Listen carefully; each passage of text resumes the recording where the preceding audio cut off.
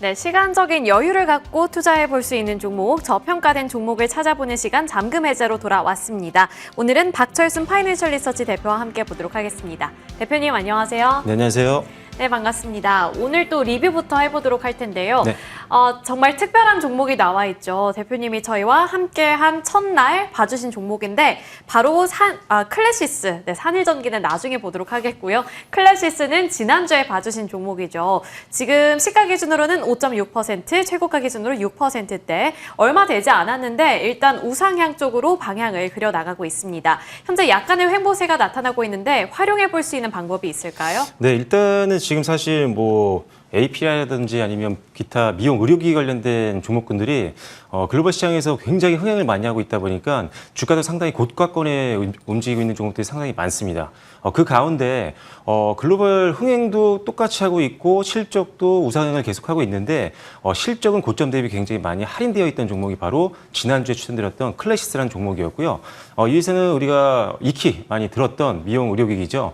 볼륨어라든지 쉬징크를 만들고 있는 기업인데 여전히 지금 국내뿐만 아니라 국외에서도 계속적으로 선풍적인 인기와 그다음에 신뢰도를 쌓아가고 있는, 그래서 매출이 늘어나고 있는 국가들도 있고요. 그리고 신규로 매출이 창출되고 있는 국가들도 늘어나고 있다는 점을 주목을 하시면 좋을 것 같습니다.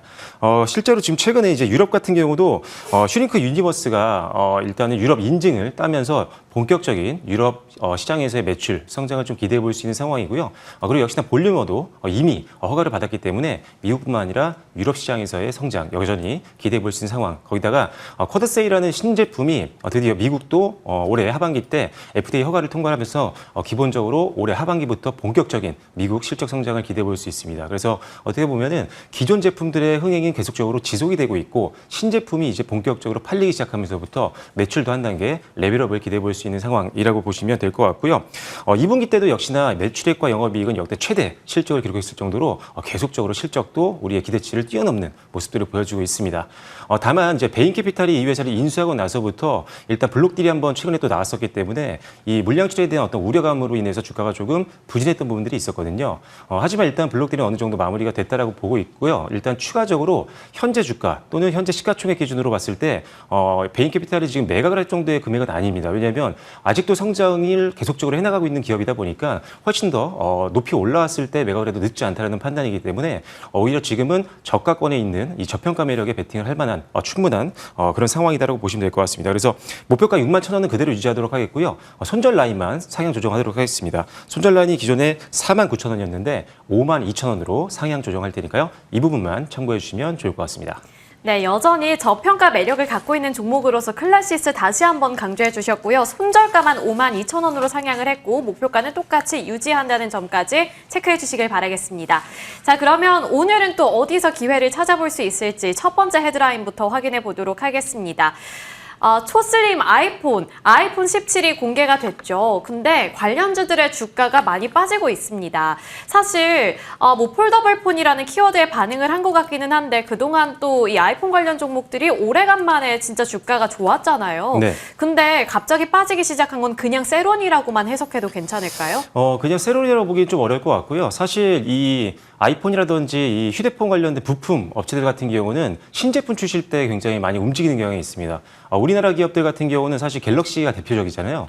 갤럭시가 보통 상반기 때 출시가 많이 되고 그다음에 하반기 때 이 아이폰이 출시가 많이 되다 보니까 상반기 때는 갤럭시 폰에 대한 어떤 부품주들, 그다음에 하반기 때는 아이폰 부품주들이 움직이는 경우가 많은데 이번에도 역시나 LG이노텍과 같은 대표적인 아이폰 부품주, 그다음에 덕산 네오루스라든지 LG 디스플레이 이런 종목들이 신제품 출시를 앞두고서 역시나 기대감에 상승 흐름들을 보였지만 오히려 신제품이 공개된 이후에 주가가 많이 어제 밀리는 모습들을 보여줬습니다.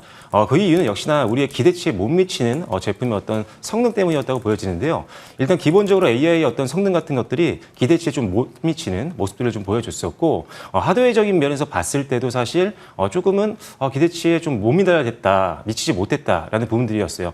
개인적으로 저도 이제 아이폰을 오랫동안 써오고 있는데 아이폰 에어라는 신제품이 나왔음에도 불구하고 너무 저는 조금 관심이 좀 안 가더라고요. 왜 아, 그랬냐면 그래요? 네. 얇아진 건 굉장히 좋았지만 카메라가 또 너무 많이 이렇게 좀 돌출되어 있어가지고 좀 징그럽죠. 네, 그런 부분들이 조금 아쉬웠던 것 같습니다. 그래서 어차피 지금은 내년에 이제 출시가 예정되어 있는 폴더블 폰 쪽으로 시야를 조금 길게 보신다면 접근 가능한 그런 종목이긴 하지만 단기적으로는 조금 노이즈가 더 있을 수는 있으니까 그 부분을 좀 감안을 좀 하셔야 될 것 같습니다. 그래서 일단 기본적으로는 내년에 폴더블 폰 아이폰 출시가 예정되어 있다는 것은 여전히 기대감 요소이기 때문에 그 부분은 감안하시면 좋을 것 같고요. 다만 이제 LG 이노텍 같은 경우 오늘은 전일 급락 이후에 조금 버텨주고 있는 모습 보이고 있지만 내년에는 시장 점유율을 좀 뺏길 수 있다는 우려감도 좀 있습니다. 왜냐하면 지금 삼성 디스플레이가 내년 폴더블 아이폰에 독점적인 디스플레이를 납품할 가능성이 높기 때문에 그렇다면 삼성전자 쪽이라든지 이쪽에 있는 이 카메라 모듈 쪽이 더 시장 점유율을 넓힐 수가 있는 상황이기 때문에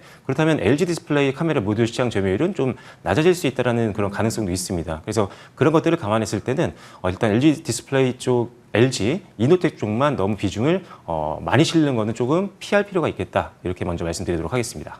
알겠습니다. 약간의 지각 변동이 있을 수 있기 때문에 종목을 잘 선정하는 것도 중요해 보이고요. 일단 이 아이폰 17보다는 내년 출시 예정되어 있는 폴더블 폰이라는 키워드에 또 한번 반응해 줄 수 있기 때문에 그 부분은 조금 더 기대를 해보자라는 관점 챙겨봤습니다.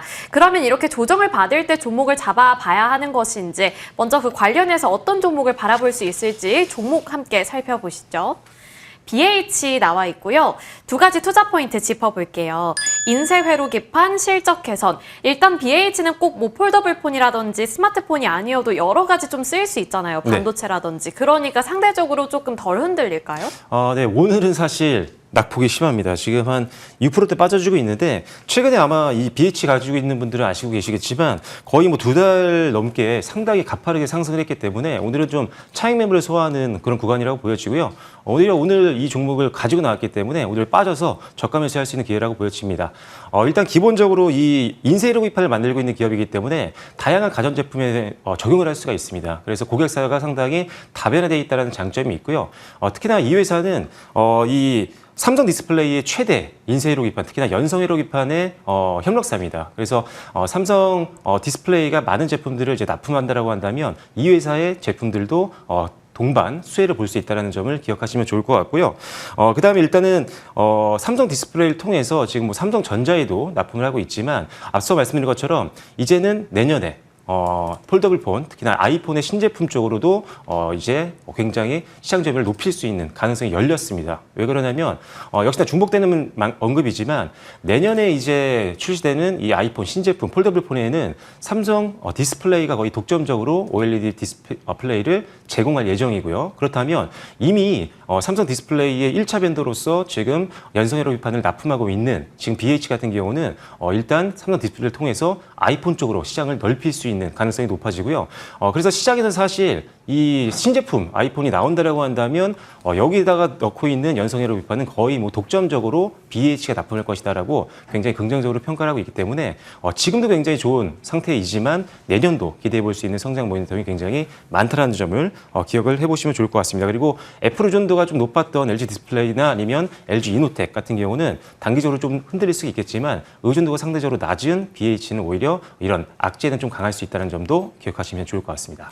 네, 앞서서 대표님께서 삼성 디스플레이를 좀 강조해 주셨는데 그와 함께 밀접한 연관성을 갖고 있는 종목으로 BH를 또 살펴볼 수 있을 것 같고요. 두 번째 투자 포인트 짚어보겠습니다. 실적 개선인데 실적을 살펴봤더니 일단 분기별로 봤을 때 흑자 전환에 성공을 한 것 같고 점점 실적이 좋아지는 것 같더라고요. 네, 일단은 작년 4분기 때도 어느 정도 영업 손실을 기록을 했었고요. 그다음에 올해 1분기까지도 영업 손실이 좀 지속되는 모습들을 보여줬었는데 이제는 1분기를 저점으로 해서 2분기부터 완벽하게 분기 실적 기준으로 턴어라운드가 확인이 되고 있는 상황입니다.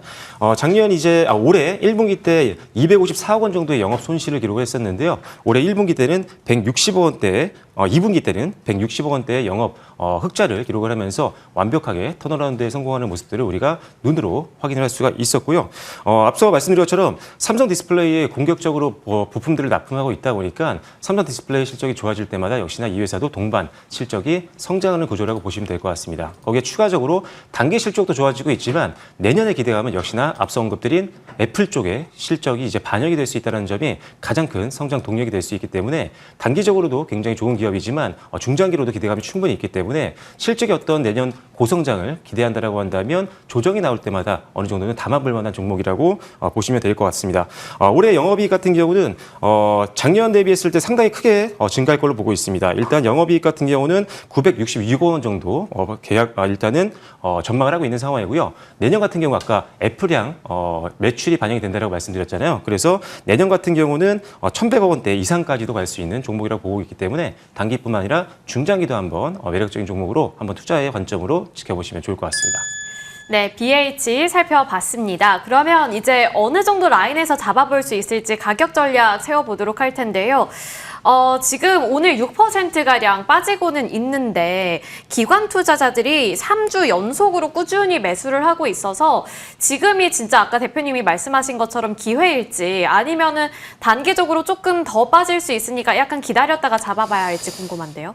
일단 지금 현재가 기준 저는 괜찮다고 보고 있고요. 사실 하지만 17,000원 정도까지는 좀 밀릴 수 있다는 가정을 해야 되기 때문에 그래서 지금 만약에 매수하고자 하는 자금이 있다고 하신다면 전량 다 매수하시는 게 아니라 최소한 3에서 4분할 정도로 분할 매수 관점으로 접근하시면 좋을 것 같습니다. 그래서 첫 번째로는요, 지금 한 17,690원 정도 선에서 움직이고 있는데 이 정도 가격대에서는 일단 기본적으로 비중의 일부 정도는 분할로 한번 담아보시면 좋을 것 같고요.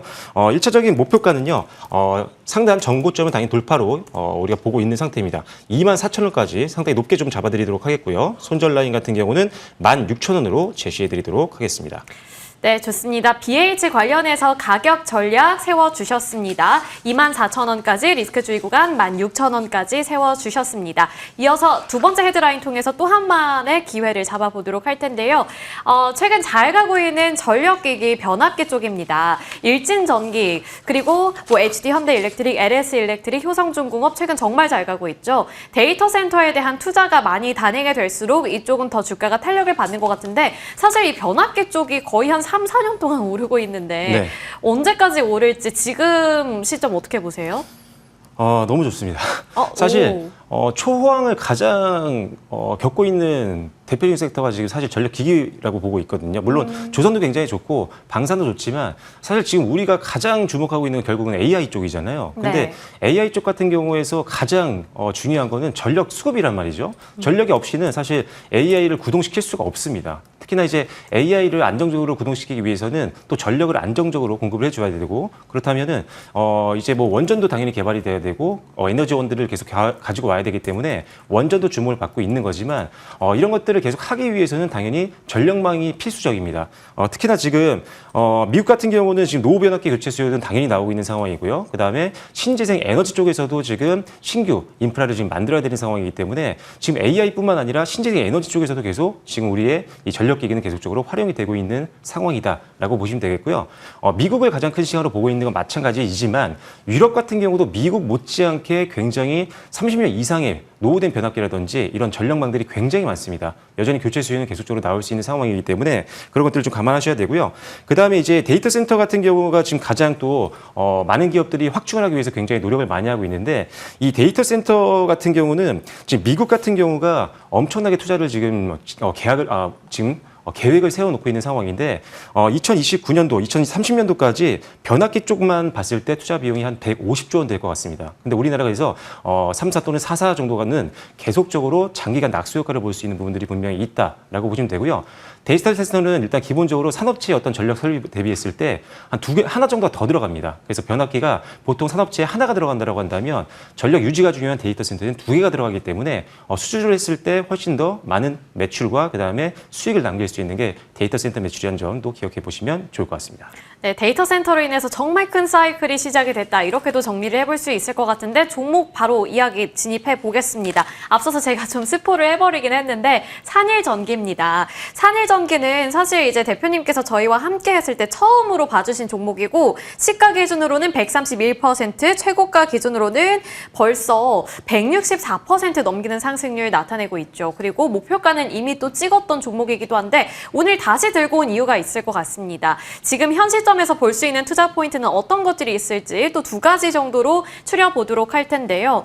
일단 첫 번째는 공급자 우위 시장이 마련이 되고 있다는 부분인 것 같은데 산일전기가 그 안에서 좀 자리를 잘 잡을 수 있을까요?